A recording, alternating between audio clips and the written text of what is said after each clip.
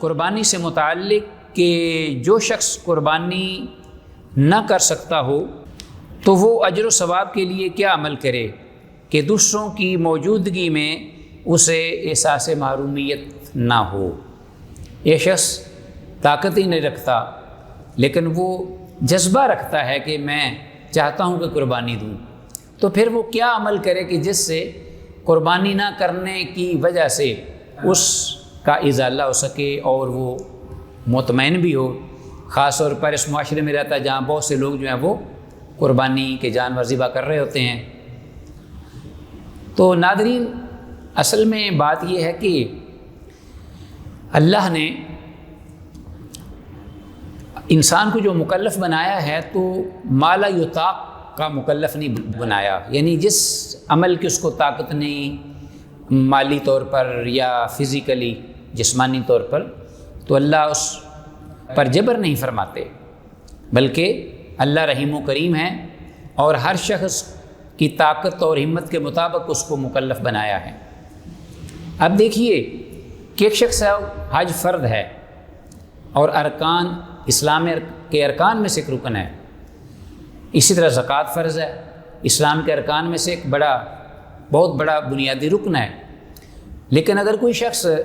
حج کرنے کی استطاعت نہیں رکھتا یا ایون زکوٰۃ دینے کی اس کو طاقت نہیں، حج اور زکوٰۃ کی طاقت نہ رکھتے ہوئے اگر وہ ادا نہیں کرتا لیکن دل میں اس کے جذبہ ہے، نیت ارادہ رکھتا ہے، تو اللہ رب العالمین کی طرف سے اس پر کوئی بھی کسی قسم کا حرج نہیں، نہ ہی کوئی اس پر بوجھ ہے،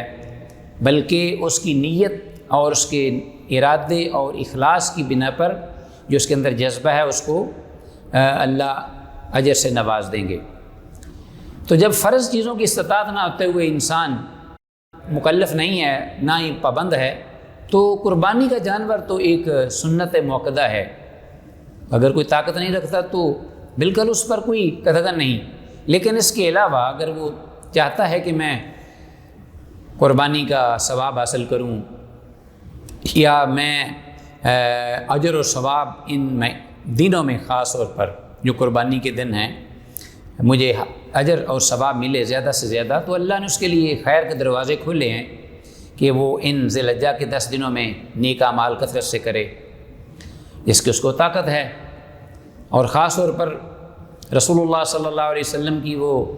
حدیث مبارکہ ہمارے لیے مشعل راہ ہے جو حضرت ام سلمہ رضی اللہ تعالیٰ عنہ سے مروی ہے کہ اللہ کے رسول صلی اللہ علیہ وسلم نے ارشاد فرمایا کہ وہ شخص جو کہ ارادہ رکھتا ہے اذا اراد احدکم ہلال ذی الحجہ واراد ان یضحی فلیمسک عن شعرہ واظفارہ، کہ وہ شخص جو قربانی کا ارادہ رکھتا ہے وہ اپنے ذی الحجہ کا چاند دیکھنے کے بعد نہ اپنے بالوں کو کاٹے اور نہ ہی ناخنوں کو تراشے، بلکہ اس سے رک جائے اور قربانی ہونے کے بعد حتیٰ یبلغ الہدی محلہ، وہ اس کے بعد اپنے ناخن اور بال وغیرہ کٹوا لے۔ تو اسی طرح رسول اللہ صلی اللہ علیہ وسلم نے اس آدمی کو یہ رہنمائی فرمائی جس نے کہا کہ اللہ کے رسول صلی اللہ علیہ وسلم، اگر میں گھر میں اپنی ایک مادہ بکری کے سوا جو دودھ دینے والی ہے اور کوئی بھی جانور ذبح کرنے کے علاوہ نہ پا سکوں